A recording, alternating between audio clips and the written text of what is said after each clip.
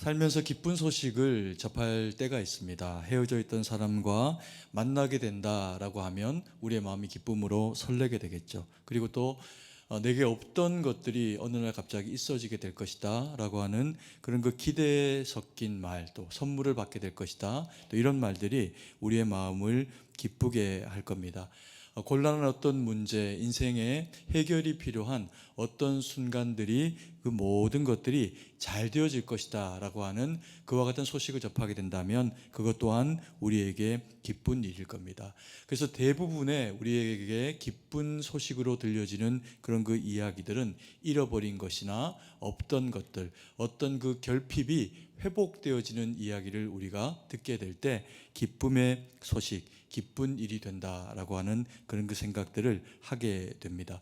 성경은 오늘 우리에게 모든 그리스도인들에게 있어서 가장 기쁜 이야기, 그 성취에 대한 이야기가 복음이다라고 그렇게 말씀을 하고 있습니다. 1장 1절 말씀인데요. 같이 한번 읽겠습니다. 하나님의 아들 예수 그리스도의 복음의 시작이라. 복음은 기쁜 소식입니다. 어떤 면에서 예수님이 우리에게 기쁜 소식, 이 복음의 시작이 되시는지 우리가 말씀을 통해서 함께 듣고 마음 가운데 새기는 은혜의 시간 되기를 원합니다. 첫 번째로 복음은 꼭 이루어져야 하는 일이 성취된 것이니 기쁜 소식입니다. 1장 2절 말씀인데요. 같이 한번 읽습니다. 선지자 이사야의 글에 보라, 내가 내 사자를 내 앞에 보내노니 그가 내 길을 준비하리라. 예수님께서 이 땅 가운데 우리 가운데 오실 것은 이미 구약의 성경에 예언되어진 이야기가 성취된 것이다 라고 그렇게 성경은 말씀을 하고 있습니다. 여러 가지 그런 그 구약 성경에서 예수님의 오실 것에 대해서 예언을 하고 있지만 그 가운데 특별히 이사야는 예수님의 우리 가운데 오실 이 메시아 되심에 대해서 그렇게 예언을 해주고 있습니다. 그래서 고난받는 종 혹은 겸손의 종, 이런 이제 표현을 통해 가지고 우리 가운데 오시는 예수님에 대해서 기록하고 그리고 예언을 해주고 있습니다. 이사야서 42장 2절 말씀, 3절 말씀을 같이 한번 읽겠습니다. 그는 외치지 아니하며 목소리를 높이지 아니하며 그 소리를 거리에 들리게 하지 아니하며 상한 갈대를 꺾지 아니하며 꺼져가는 등불을 끄지 아니하고 진실로 정의를 시행할 것이며.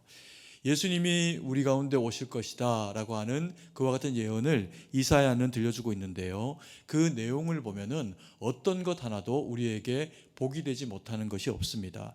먼저 예수님의 그 존재에 대해서 우리에게 설명을 하면서 그는 겸손과 그리고 또 공의의 왕으로 우리 가운데 오시는 분이다 라고 그렇게 말씀을 하고 계시죠. 그는 겸손의 왕으로 우리 가운데 오시기 때문에 목소리를 높이고 자기의 어떤 그런 그 위함을 위해 가지고 우리 가운데 오시는 분이 아닙니다. 오직 우리를 섬기기 위해서 오시고 또 왕으로 오시되 오롯이 우리를 섬김의 모습으로 그렇게 오셔서 그래서 존경받으시는 분이 예수님이다 라고 성경은 그렇게 말씀을 합니다. 그리고 예수님은 공의와 정의를 행하시기 위해 가지고 우리 가운데 오시는데, 우리가 일반적으로 생각하는 정의, 공의는 옳고 그름 가운데서 더 바람직한 것, 보편적으로 옳은 것이 무엇인가에 대한 이야기가 될 것입니다. 그런데 예수님의 공의, 예수님의 정의는 그와 같은 단순한 명제로서의 더 옳음에 치우친 그런 그 내용이 아니라 자기 백성에게 선히 행하시고 혹 자기 백성이 상하거나 연약한 중에 있을 때 상한 갈대를 꺾지 않으시며 꺼져가는 등불을 끄지 않으시는 것과 같은 사랑으로 다가오시는 하나님을 공의의 하나님으로 그렇게 설명을 하고 있습니다. 그래서 하나님의 정의는 우리 가운데 선포되어진 주님의 사랑과 치유와 회복의 역사라는 겁니다. 그래서 예수님께서 이 땅 가운데 오셔서 이런 일들을 온전히 감당을 하시게 될 때 이스라엘 백성들은 예수님을 왕으로 모시려고 하기도 하고 또 그리고 열광하기도 했던 그런 그 모습들을 나타내 보여주죠. 그리고 구약의 예언은 오실 예수님에 대해서만 예언하고 있는 것이 아니라 예수님께서 오실 때 예수님의 앞길을 예비하는 자가 있을 것이다 라고 하는 것에 대해서 또한 예언을 하고 있습니다. 1장 3절 말씀인데요, 같이 한번 읽겠습니다. 광야에 외치는 자의 소리가 있어 이르되 너희는 주의 길을 준비하라. 그의 오실 길을 곧게 하라. 기록된 것과 같이. 누구의 이야기입니까? 세례 요한에 대한 이야기입니다. 그는 광야에 외치는 자의 소리로 구약 성경에서 이미 예언되어져 있는 사람입니다. 그래서 주님이 약속을 따라 그 약속의 성취로 오신다라고 하면 그 길을 곧게 하고 바르게 해서 사람들로 하여금 예수님을 믿고 받아들일 수 있도록 먼저 광야의 소리로서 외치는 자가 되어지는 그런 그 세례 요한의 존재가 있을 것이다 라고 그렇게 성경이 말씀을 하고 계시죠. 그래서 세례 요한은 이 땅 가운데 와서 광야에서 살아갑니다. 메뚜기와 석청이라고 하는 척박한 그런 그 음식을 먹으면서도 그의 그 마음 가운데서 세상 가운데서 또 다른 누군가가 더 좋은 옷과 좋은 무언가를 먹고 살아간다고 하더라도 누리지 못할 기쁨이 그의 그 마음 가운데 충만하게 일어나게 됩니다. 그래서 그는 광야에서 살아가는 것, 그래서 메뚜기와 석청을 먹고 가죽옷을 입고 어떤 사람들이 보기에는 정상적이지 못한 것처럼 보이는 삶의 모습이어도 그 삶을 기쁨으로 여기면서 살아가게 됩니다. 그랬더니 사람들이 그에게 나와서 세례 요한이 선포하는 음성을 듣게 되죠. 그런데 광야라고 하는 곳은 실제로는 사람들이 살아가지 않는 땅입니다. 사람들이 없는 곳이죠. 사람들이 사는 마을은 따로 있습니다. 그런데 세례 요한이 그곳에서 선포하니까 사람들이 오히려 사람이 아무도 없는 세례 요한 한 사람 있는 그곳에서 그의 그 음성을 듣기 위해서 광야 가운데로 나오게 됩니다. 회개하라, 하나님의 나라가 가까이 왔다라고 그렇게 이야기하는 그의 그 이야기를 듣고 주님이 오실 때가 되었구나라고 하는 것을 사람들은 알고 그리고 준비하게 됩니다. 심지어는 독사의 자식들아 누가 너에게 임박한 진노를 피하라고 하더냐라고 하는 독설에 가까운 이야기를 이스라엘 백성들을 향해서 토로하듯이 세례 요한은 선포하게 됩니다. 그때에도 사람들은 세례 요한의 이 이야기를 들으면서 자신의 죄인됨과 어리석음을 회개하고 오실 주님에 대해서 준비하면서 맞이하게 되는 그와 같은 모습을 나타내 보여주게 됩니다. 우리는 세례 요한의 이야기 그리고 예수님께서 예언되어지신 대로 우리 가운데 오신 것을 통해 가지고 이 예언되어져 오신 이들의 가지고 있는 그 공통된 모습이 무엇인가를 발견을 하게 됩니다. 그것은 바로 사명이라는 겁니다. 주님은 우리의 구원자로 오시는 사명을 완수해 내셨고 세례 요한은 그런 그 사명의 길을 우리 가운데 완수해 주시는 주님을 나타내고 드러내는 이로 자기의 모든 인생의 에너지를 거기에 쏟아 붓게 됩니다. 그러면서 많은 사람들이 주께로 돌아오고 하나님 앞에 회복되어지는 주의 백성으로 설 수 있도록 돕는 그런 그 일들을 하게 되죠. 우리가 이 말씀을 통해서 깨닫게 되는 것은요, 하늘의 기쁜 소식, 이 복음을 알게 된 사람들에게는 사명이 있다는 겁니다. 우리도 이 시점에 하나님께서 우리를 이곳에 보내실 때 그 이유가 무엇이냐면 복음을 위해서 보낸 바 되어졌다는 거죠. 우리는 때로 모태신앙으로 어릴 때부터 가정에서 예수님을 믿고 한 번도 교회를 떠나본 일이 없는 분들도 계십니다. 또 그리고 이 가운데는 인생의 어느 한 시점에 학생 때 혹은 청년 때 친구들에게 복음을 받게 되면서 혹은 나이가 더 들어서 주님의 부르신 가운데 친구를 통해서 이웃 가운데서 복음을 듣고 이 자리에 나와 계시는 분들이 계십니다. 근데 그들에게는 우리 모두에게는 어느 한순간에 하나님의 말씀이 임하여지게 되었고 또 우리는 그것을 믿고 받으면서 살아가는 하나님의 거룩한 백성이 되었습니다. 그래서 이 예수님의 그런 그 사명을 깨달은 자들에게는 복음을 전해야 될 그런 그 사명이 주어진다는 거죠. 우리가 명절 때가 되면은 친척들을 만납니다. 친구도 만납니다. 그들에게 그저 반갑게 인사할 것만 아니라 좋은 음식을 먹고 또 나눔도 가지지만 동시에 예수님만이 당신에게 유일한 생명의 길이 됩니다 라고 하는 것을 전해주는 복된 소식의 사명자로 설 수 있으면 하나님이 우리를 기쁘게 사용하신다는 거죠. 그래서 우리 모든 하나님의 사람들, 복음의 소식, 이 기쁜 소식을 아는 자들은 사명자들이다라고 하는 이야기를 성경이 우리에게 들려주고 있습니다. 그리고 두 번째로 복음은 광야에 울려 퍼진 기쁜 소식입니다. 1장 4절 5절 말씀인데요. 같이 한번 읽도록 하겠습니다. 세례 요한이 광야에 이르러 죄사함을 받게 하는 회개의 세례를 전파하니 온 유대 지방과 예루살렘 사람이 다 나아가 자기 죄를 자복하고 요단강에서 그에게 세례를 받더라. 왜 성부 하나님께서는 세례 요한을 구별하셔서 그를 예비하시고 그리고 또 광야 가운데 보내시면서 복음이 선포되도록 주의 길을 준비하도록 그와 같이 하셨을까요?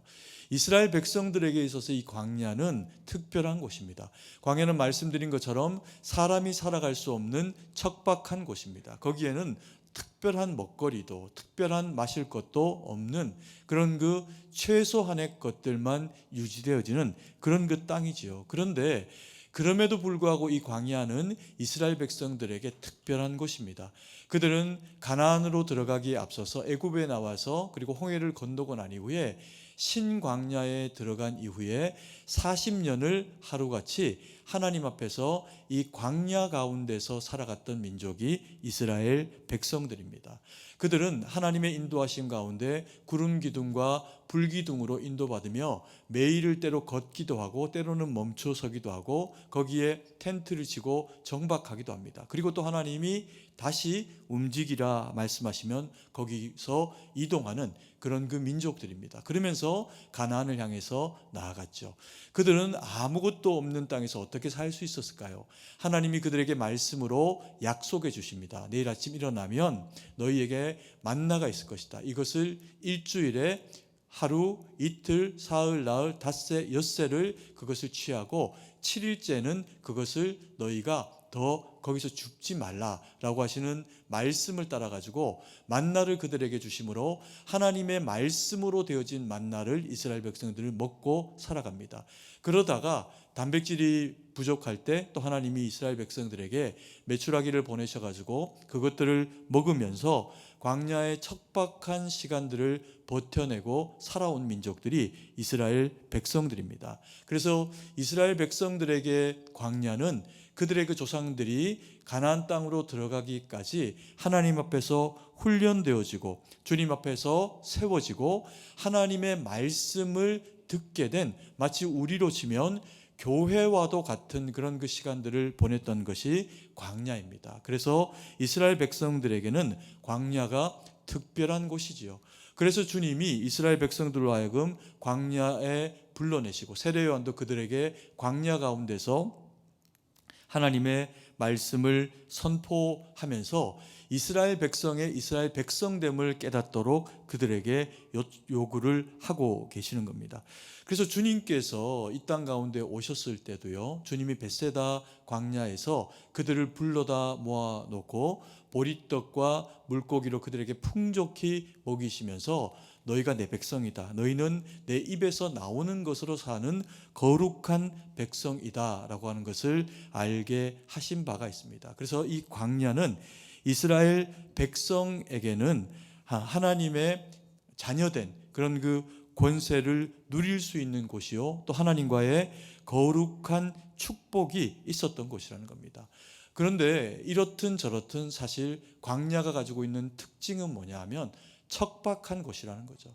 여러분, 우리는 구원받은 하나님의 백성으로 이 땅을 살아가고 있습니다. 그러면 이스라엘 백성들의 40년 광야와 또 그리고 지금 우리가 살아가는 이 땅에서의 세월들 중에서 어떤 것이 더 광야의 생활일까요? 이스라엘 백성들에게는 40년 광야, 그리고 또 가나안이 때로는 그들에게 광야와 같은 그런 그 척박하고 힘든 삶의 순간이었습니다. 그런데 우리가 살아가고 있는 대한민국에서의 혹은 이 땅에서 이루어진 그 역사를 통해서 보면 이 땅에서 이루어진 역사도 만만치 않은 척박한 광야와 같은 세월을 우리가 살아왔다라고 하는 것을 우리는 너무나도 잘 알고 있습니다. 이 땅에서 이루어진 고대 사회의 그런 그 역사들, 그리고 또 지금 우리의 그 근대 사회의 역사들을 보아도 이 땅은 참 평안할 날이 없었던 시절을 보내왔습니다. 30년 혹은 100년 정도마다 큰 전쟁들이 있어지면서 민족 내부 안에서의 땅을 차지하기 위한 그런 그 갈등도 있고, 또 외세로부터 감당할 수 없는 그런 그 적들이 밀려 내려오면서 숱한 전쟁과 그 공포 가운데서 이래서 이 민족이 살아낼 수 있을까라고 하는 상황들을 겪으면서도 살아낸 민족이 우리 대한민국 한민족입니다. 우리가 지금 살아가고 있는 이 세상은 어떨까요? 불과 얼마 전만 해도 우리나라도 6.25라고 하는 전쟁을 통해 가지고 민족 상잔의 이제 그런 그 고통을 경험한 것이 사실입니다. 그리고 지금도 전쟁이 끝난 상태가 아닌 그야말로 이제 휴전 상태로 분단의 그런 그 아픔을 대하고 있는 것이 이 나라의 척박한 현실입니다. 여러분, 북한은 우리를 형제다라고 그렇게 이야기를 가끔씩 하기도 합니다. 그런데 이제는 또 주적이다라고 그렇게 이야기를 하고 있습니다. 그러면서 그들이 원자폭탄을 만드는데요, 그들의 명목상 처음에 그것을 이야기할 때는 미제를 무찌르기 위해 가지고 이렇게 이제 표현을 하면서 원자폭탄을 만들기 시작을 했지만, 과연 그들이 미국을 향해서 단 한 발이라도 원자폭탄을 쓸 수 있을까요? 그런 그 시도를 하는 순간에 지도상에서 정말 북한은 없어져 버리고 말 겁니다. 그리고 그렇다면은 그 원자폭탄을 일본을 향해서 주적이 되니 그들을 향해서 쓸 거라고 그렇게 그들이 만들고 보관하고 있을까요? 그보다는 우리가 분단되어져 있지만 또 이 철책선을 통해 가지고 가깝게 살아가고 있는 형제 자매된 우리들에게 만약에 사용한다면 더 현실적으로 사용할 가능성이 훨씬 더 농후하죠. 그래서 지금도 우리는 하나님의 도움 없이는 이 땅 가운데서 평안을 누리고 살아가고 있지만 이 평안이 진짜 평안이다라고 그렇게 확신할 수 없는 세상을 우리는 살아가고 있습니다. 이 땅이 당하고 있는 경제적인 그런 그 여건은 어떨까요? 우리는 자원이 없습니다. 광물도 별로 없습니다. 그럼에도 불구하고 이 정도 사는 것은 세계 한 10위권 내에 그렇게 살고 있다는 것은 기적이죠. 그럼 이것이 어떻게 가능할까요? 하나님께서 하나님의 백성들을 이 땅에 많이 두시면서 우리는 인적 자원으로 그나마 지금까지 경쟁하면서 이만큼의 그런 그 삶을 살아온 것이 사실입니다. 그런데 우리가 살아가는 이 땅 대한민국에 이제는 우리의 후손들이 더 이상 자녀를 낳는 것을 기뻐하지 않습니다. 왜냐하면 자녀 하나 낳아가지고 제대로 키우기가 너무나도 부담스럽고 힘든 현실들을 가지고 있기 때문에 그렇습니다. 그러면 당연히 인구는 더 줄어들고 이게 해결되지 않으면 이 땅의 미래는 보증될 수가 없겠지요. 그래서 이 땅의 인구의 문제도 하나님 은혜 없이는 해결할 수가 없습니다. 경제적인 부분을 볼까요? 우리는 그래서 여러 가지 척박한 중에 경쟁하며 그래서 조금이라도 더 뛰어난 기술을 가지고 여기까지 오는 그런 그 시간들을 보냈습니다. 그런데 저기 먼 나라 그리고 바다 건너편에 지중해에서 이루어지고 있는 이스라엘과 또 그 주변 국가들에 있는 그런 그 정치적인 상황들과 전쟁이 우리나라의 경제적인 어떤 그 무역을 할 때 백기를 가로막는 그런 그 일들이 되어집니다. 그리고 중국과 그리고 대만 사이에 있는 그런 그 영토 분쟁이 현실화되어져서 전쟁이 난다면 우리는 또 바닷길이 막힙니다. 그러면서 이런저런 수출을 할 수 있는 여러 가지 경제적인 환경들이 어려워질 거기 때문에 외국에서 이루어지고 있는 경제적인 그런 어떤 그 상황들이 우리나라 이 땅에서 살아가고 있는 우리들에게 너무나도 많은 그런 그 영향을 미치게 되는 그런 그 나라가 우리나라라는 겁니다. 그래서 우리가 살아가고 있는 이 땅도 여전히 척박한 광야와 같은 시절이라는 거죠. 그래서 하나님의 도우심이 없이는 우리는 온전히 살아갈 수 없는 그런 그 시절들을 살아가고 있다는 겁니다. 그래서 저와 우리 사랑하시는 성도님들이 살아가고 있는 이 세상은 이스라엘 백성들이 살아왔던 척박한 광야, 만나와 메추라기를 하나님이 공급해 주시지 않으시면 공급받을 수 없었던 땅과 조금도 여건이 다르지 않다는 겁니다. 그리고 또 하나의 광야가 있습니다. 이 또 하나의 광야는 어디일까요? 바로 우리 마음입니다. 하나님의 백성된 우리의 이 마음이 광야와도 같습니다. 우리는요, 이런 그 척박한 땅 가운데 광야 같은 세월을 살다가 보니까 경쟁하기도 하고, 그래서 내가 남보다 더 뛰어나야 하는 그런 어떤 절실함과 그런 그 경쟁하는 구도 가운데서 우리는 살아왔습니다. 그리고 이런저런 남들과 가진 것도 누리고 살아가는 것들이 비교되어지는 그런 그 현실 가운데 살아갑니다. 그러다 보니까 많은 사람들의 마음이 광야처럼 메마르고 혹 밭이 논이 가뭄 때문에 쩍쩍 갈라져 있는 것처럼 우리의 그 마음 또한 그와 같은 광야처럼 쩍쩍 갈라져 있는 상황들을 맞이하기도 합니다.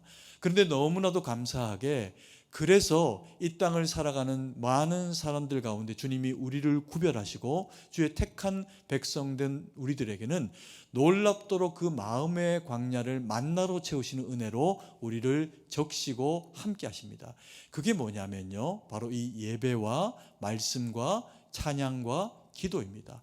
그래서 하나님이 우리를 그리스도인 되게 하심으로 말미암아 때로 우리는 힘겹고 어려운 비교되어지고 그리고 고단한 이 일상 가운데 살아가면서도 척박해진 마음을 주님 앞에 가지고 나와서 기대하는 마음으로 그 갈라진 그런 그 우리의 마음에 이슬비와 같은 주님이 임하기를 우리가 소망하며 예배자로 주님 앞에 서면 하나님은 우리에게 말씀하시고 어루만지시고 역사하신다는 겁니다. 이것이 그리스도인 된 우리가 누리게 되는 영적인 특권이라는 거죠. 그래서 광야를 살아간다라고 하는 것이 우리에게 반드시 나쁜 것만은 아니어서 주님의 은혜를 구하며 살아가는 우리에게는 주님이 그렇게 함께 하신다는 거죠. 너무 감사하게 요즘 수요 예배 또 그리고 금요 예배 이렇게 하나님 앞에서 부흥하고 있습니다. 여러분 하나님 앞에 기도하러 나오시고 척박한 이 세상을 하나님의 은혜로 살아가는 방식은 말씀을 받고 그리고 기도하면서 하나님 앞에 간절히 구하며 나아가는 것 이외에는 방법이 없습니다. 주일날 한 번 예배 드리는 것도 중요하고 이건 꼭 반드시 절대로 해야 되는 일입니다. 그래서 예배를 빠지면 안 되는 거죠. 그런데 우리는 이 하루만으로 살아갈 수 있을 만큼 믿음에 담대하거나 능력이 탁월하지를 못합니다. 그래서 주중에도 새벽에도 그리고 또 수요 금요일로 하나님 앞에 기도하며 주님의 말씀과 뜻을 구하며 살아내면 아이고 힘들고 이렇게 하지만 그러나 세월이 지나고 보면 기도하며 버텨낸 분들은 다 살아내는 은혜를 경험하게 될 줄 믿어 의심치 않습니다. 아멘이시죠? 함께 기도하며 우리가 이 광야 같은 세월을 은혜로 이겨내기를 간절히 소망합니다. 그리고 세 번째로 복음은 하늘로부터 오는 소리가 들리니 기쁜 소식입니다. 1장 11절 말씀입니다. 같이 한번 읽습니다. 하늘로부터 소리가 나기를 너는 내 사랑하는 아들이라 내가 너를 기뻐하노라 하시니라. 이 말씀은 성부 하나님께서 이스라엘 백성들 가운데서 예수님께서 이제 공생애를 시작하시게 될 때 세례 요한을 통해 가지고 세례를 받게 하십니다. 그때 하늘이 열리고 그 가운데서 친히 성부 하나님께서 이스라엘 백성들 가운데 예수님에 대해서 증언해 주시고 고백해 주신 내용입니다. 그래서 너는 내 사랑하는 아들이요 내가 너를 기뻐하노라 라고 그렇게 말씀하신 그런 그 내용이죠. 그래서 이것은 누구도 부인할 수 없는 그 자리에 있었던 사람은 경험하게 된 놀라운 일입니다. 하늘에서 소리가 들린다니요. 이것을 누가 또 다른 어떤 민족이 그렇게 경험을 했겠습니까?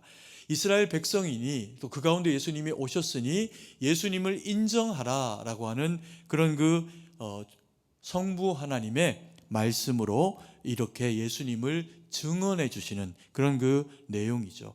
근데 이것은 단순히 2000년 전에 이스라엘 백성들에게만 이루어진 일이 아니라 오늘날 우리에게도 이루어진 일입니다. 여러분, 하나님의 말씀이 들리십니까? 아무도 안 들리시나 보네. 하나님의 말씀이 들리십니까? 이제 한 10분의 1 정도 들리시는 것 같습니다. 한 번 더 여쭙게요. 하나님의 말씀이 들리십니까? 아멘이죠. 왜냐하면 우리가 지금 드리고 있는 이 예배, 부족하지만 연약하지만 말씀의 종을 통해서 선포되어지는 이 말씀이 누구의 말씀입니까? 하나님의 말씀입니다. 자기 백성을 향해서 들려주시는 하나님의 사랑의 음성입니다. 그래서 하나님이 사랑하시지 않는 자에게는 하나님의 음성이 들리지 않습니다. 그리고 하나님의 사랑을 받아서 하나님의 사랑을 확신하고 있지 않은 누군가는 절대로 선포되어진 하나님의 말씀을 하나님의 말씀이라고 인정할 수가 없습니다. 그래서 하나님의 말씀은 우리에게만 들립니다. 이것을 성경이 뭐라고 이야기하는 줄 아십니까? 이사야 43장 1절 말씀에 이렇게 이야기합니다. 같이 한번 읽습니다. 야곱아, 너를 창조하신 여호와께서 지금 말씀하시느니라. 이스라엘아, 너를 지으신 이가 말씀하시느니라. 너는 두려워하지 말라. 내가 너를 구속하였고 내가 너를 지명하여 불렀나니 너는 누구 것이다? 내 것이다. 이것이 하나님의 말씀입니다. 우리가 세상을 살아가다 보면 두렵습니다. 또 떨립니다. 내가 감당할 수 없는 어떤 어려운 일들을 경우에 따라서는 만나기도 합니다. 그때 우리의 마음은 무너지기도 하고 또 다른 옆에 살아가는 이웃들이 가지고 있는 그 힘겹고 어려운 연약한 상황 가운데 처해 있는 모습과 똑같은 모습들이 우리의 내면 가운데서도 발견되어집니다. 그런데 너무나도 감사하게 이스라엘 백성들을 광야에다 불러놓고 예수님을 그 가운데 두시면서 그 척박한 삶을 살아가던 그들에게, 그리고 메시아가 도래하기를 바라고 있던 그들에게 하나님이 친히 예수님을 그 가운데 세우시면서 말씀하십니다. 이는 내 사랑하는 이요 내 기뻐하는 자라. 너희는 그의 말을 들어라 라고 그렇게 말씀을 하십니다. 근데 이 말씀을 하신 주님이 성부 하나님께서 이미 이사야서 43장 1절의 말씀을 통해 가지고 예수님을 믿고 예수님의 그 보혈의 공로로 말미암아 되어진 그리스도인의 거룩한 직분을 가진 우리에게 너는 누구의 것이다? 너는 내 것이다 말씀하신 겁니다. 너는 내 것이다. 쉐마 이스라엘 백성들에게 하나님의 말씀이 들리는 이유는 다른 것이 아닙니다. 하나님이 그들을 사랑하셨고 두렵고 떨리는 중에 아무것도 없는 연약함 가운데 있었던 그들이라도 하나님이 그들을 불러 세우시고 광야 가운데서라도 내가 너를 사랑하여 불러내었다. 너희는 내 것이다 말씀하시니 그 백성을 향해서 하나님이 말씀을 하십니다. 그때 세상에는 이스라엘 백성들만 있었을까요? 그렇지 않습니다.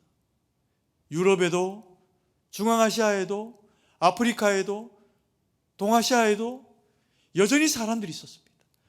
그럼에도 불구하고 하나님이 40년 광야 생활 동안에 이스라엘 백성들을 그곳에 모아놓고 거기에 세상 어떤 강력하고 힘 있는 민족도 누리지 못한 하나님의 말씀을 그들에게 주셨습니다. 왜요? 너는 누구의 것이다? 너는 내 것이다. 오늘날 이 땅에 수많은 사람들이 살아갑니다. 그런데 얼마나 많은 사람들이 하나님 앞에 예배자로 서는 이 은혜를 누리고 있을까요? 소수의 사람들입니다. 그것이 저와 여러분입니다. 저와 여러분에게 주님이 그렇게 말씀하십니다. 너는 내 것이다. 아멘이십니까? 그리고 네가 나의 것이기 때문에 내가 약속하마 말씀하시면서 또 하나 말씀합니다. 43장 2절 말씀입니다. 같이 한번 읽습니다. 내가 물 가운데로 지날 때 내가 너와 함께 할 것이라. 강을 건널 때 물이 너를 침몰하지 못할 것이며 내가 불 가운데로 지날 때 타지도 아니할 것이요 불꽃이 너를 사르지도 못하리니. 아멘. 이스라엘 백성들에게 너는 내 것이다 말씀하시면서 약속으로 주신 말씀입니다. 이스라엘 백성들이 언제 물 가운데로 지났습니까? 그들의 생명이 한시 앞을 알 수 없는 애굽의 군대가 그들을 에워싸고 달려오고 죽이려고 할 때, 다시 잡아가려고 할 때 하나님께서 모세를 향해서 손을 내밀려 하시고 홍해가 갈라지게 하시면서 이스라엘 백성들은 그리로 지나가게 합니다. 그리고 하나님이 친히 그들 가운데 안수하시면서 너희는 내 것이라, 너희는 내 백성이니 내가 너희를 독수리 날개로 업어 광야 가운데로 인도하리라 지나가게 하신 민족이 이스라엘 백성이라는 겁니다. 그런데 이들은 다시 한번 하나님 앞에서 물을 건널 채비를 하고 있습니다. 언제입니까? 가나안에 입성하기 전에 요단을 갈리우고 말리우시면서 다시 그들로 하여금 이스라엘 백성의 이스라엘 백성됨을 확인하면서 건너가게 하셨습니다. 그리고 이들이 그 가운데 살아가면서 또 때로는 악하고 어리석은 일들 가운데서 불과 같은 시험을 당하고 포로로 잡혀가게 되려고 하는 어려운 지경을 만나면서도 이스라엘 백성 가운데 사드락과 메삭과 아벳느고는 하나님의 불을 경험합니다. 하나님이 그들을 지키시니 불 가운데서도 거르지 않고 타지 않고 냄새나지 않는 놀라운 은혜의 역사를 경험하게 됩니다. 왜요? 하나님이 약속하셨으니, 너는 내 것이다, 두려워하지 말라 말씀하셨으니 그들과 함께 하신 겁니다. 그래서 43장 2절은 이렇게 합니다. 내가 물 가운데로 지날 때 내가 너와 어떻게 할 것이다? 함께 할 것이다. 여러분, 우리의 인생에 때로 힘겹고 홍수와도 같고 불과 같고 여러 가지 어렵고 힘든 상황들, 질병들, 어려움이 있을 때, 여러분, 어차피 이 세상을 우리는 누구 한 사람 영원히 살 수 없습니다. 잘 살아도 100년이요 또 못 살아도 그 이하입니다. 그런데 우리가 살아가는 유한한 이 땅에서의 세월 가운데 때로 힘겹고 어려운 일들이 찾아올 때 하나님 우리에게 약속하셨습니다. 너는 내 것이라, 너는 내 것이니 두려워하지 말라. 내가 너의 불 가운데 물 가운데 어떤 상황과 어려움 가운데 있어도 내가 너를 건지며 내가 너와 함께 할 것이다. 이것은 이스라엘 백성만 아니라 이 척박하고 힘든 광야와도 같은 세월을 살아가는 우리 모든 하나님의 백성 그리스도인들에게 주신 주님의 말씀입니다. 그래서 이것이 우리가 들리는 겁니다. 그래서 이것이 우리가 아멘할 내용이라는 겁니다. 여러분, 힘들고 불안한 시절을 살아갈 때 하늘의 음성, 하나님의 말씀이 들리면 낙심하지 마십시오. 넘어지지 마십시오. 어떤 힘겨움, 어떤 연약함, 어떤 질병 가운데 있어도 여러분의 심중에, 영혼 가운데 하나님의 말씀이 들린다면 여러분 그 말씀 붙잡고 살아내 주십시오. 그러면 주님이 그 가운데 역사하십니다. 아멘이십니까? 여러분, 이것을 우리가 어떻게 확신할 수 있을까요? 우리가 하나님의 말씀을 받은 사명자라는 것, 그리고 이 광야를 살아가지만 우리는 하나님의 백성으로 살아가게 될 때 주님이 우리와 더불어 함께 하신다는 것, 그리고 내가 들은 이 말씀이 주님의 말씀인지 세상의 소리인지 구별할 수 있는 능력을 하나님이 우리 가운데 허락하셨는데 우리는 이것을 어떻게 분별할 수 있는지, 우리가 하나님의 백성이라면 우리는 하나님의 소리가 들릴 것이고 사명자라는 게 깨달아져서 이 벅찬 가슴을 가지고 복음을 전하며 광야 같은 세월을 힘있게 능력으로 살아가게 될 것이다. 말씀은 우리에게 그렇게 약속하십니다. 근데 우리는 이것을 어떻게 확신할 수 있습니까? 여러분, 이것을 위해 가지고 1장 8절 말씀은 이렇게 말씀합니다. 같이 읽습니다. 나는 너희에게 물로 세례를 베풀었거니와 그는 너희에게 성령으로 세례를 베푸시리라. 주님은 우리에게 성령을 선물로 주시는 분입니다. 그래서 예수님 믿는 우리에게는 성령 하나님이 우리 가운데 임재하시고 성령 하나님이 임재한 우리는 하나님의 말씀이 들리게 됩니다. 여러분 확신하십니까? 여러분은 성령의 사람들입니다. 아멘이십니까? 여러분에게는 하나님이 성령의 사람됨으로 날마다 예배 가운데 주님의 말씀을 주십니다. 아멘이십니까? 그 주님 붙잡고 광야와 같은 세상을 믿음으로 이겨내서 하나님 영광 돌리는 우리 모두가 되기를 간절히 소망합니다. 기도드리겠습니다. 사랑의 아버지 하나님, 은혜와 사랑을 감사드립니다. 주신 말씀 마음에 새기고 하나님 영광 돌리는 믿음의 사람으로 서기를 원합니다. 아버지 하나님, 참으로 주님 영광 돌리는 우리 모두가 될 수 있도록 역사하여 주셔서 힘들고 척박한 이 시대를 오직 주의 영광 위에 살아가는 우리 모두가 될 수 있도록 은혜로 함께하여 주시옵소서. 주님께 모든 것을 의지하고 감사드리며 예수님 이름으로 기도드립니다. 아멘.